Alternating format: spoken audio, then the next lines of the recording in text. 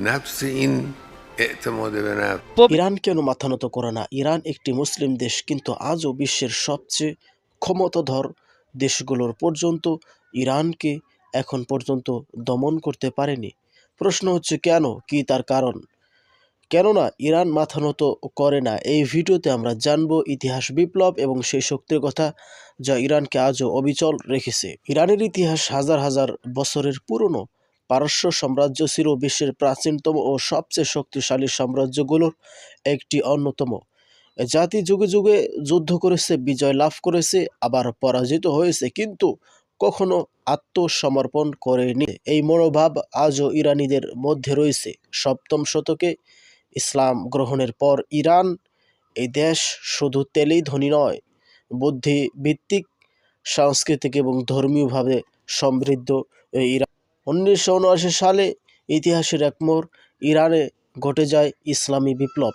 শাহ রেজা পাহলভি ছিলেন আমেরিকার ঘনিষ্ঠ বন্ধু, কিন্তু জনগণ ইসলামের পথে ফিরে আসে এবং নেতৃত্বে আসে আয়াতুল্লাহ খামেনির হাতে। এই বিপ্লবের মাধ্যমে ইরান ঘোষণা দেয়, আমরা আর পশ্চিমাদের দাসত্ব নেব না, আমরা মুসলিম, আমরা স্বাধীন। এরপর থেকে ইরান একা কিন্তু স্বাধীনভাবে দাঁড়িয়ে আছে, আজও কারো কাছে কখনো মাথা নত করেনি। তাদের সিদ্ধান্ত নেওয়া হয় ইসলামী শরিয়া এবং আত্মমর্যাদার ভিত্তিতে, কোনো বড় শক্তির চাপে নয়। ইরানকে দমন করতে পারেনি যুক্তরাষ্ট্র ও ইসরায়েল, বহুবার চেষ্টা করেছে দমানোর, কিন্তু তারা পারেনি।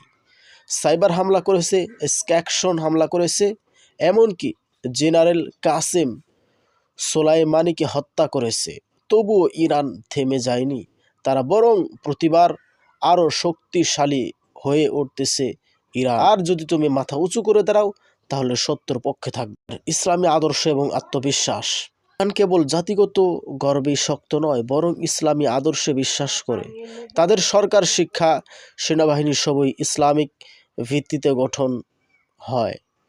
তারা বলে, আমাদের লিডারশিপ আল্লাহর উপর ভরসা করে, মানুষ আমাদের বিচার করবে, কিন্তু আমরা সত্য থেকে কখনোই পিছু হটব না। আর এই আত্মবিশ্বাসী ইরানকে বানিয়েছে বিশ্বের রাজনীতির এক অটল পাহাড়। ইরান হয়তো একা, হয়তো চাপে, কিন্তু মাথা উঁচু করে দাঁড়িয়ে আছে আজও। তাদের ইতিহাস, বিপ্লব এবং ইমানের শক্তি প্রমাণ করে সত্যের উপর থাকা। যারা সত্যের উপরে থাকে তারা একা হলেও শক্তিশালী হয়। এটাই ইরানের শিক্ষা।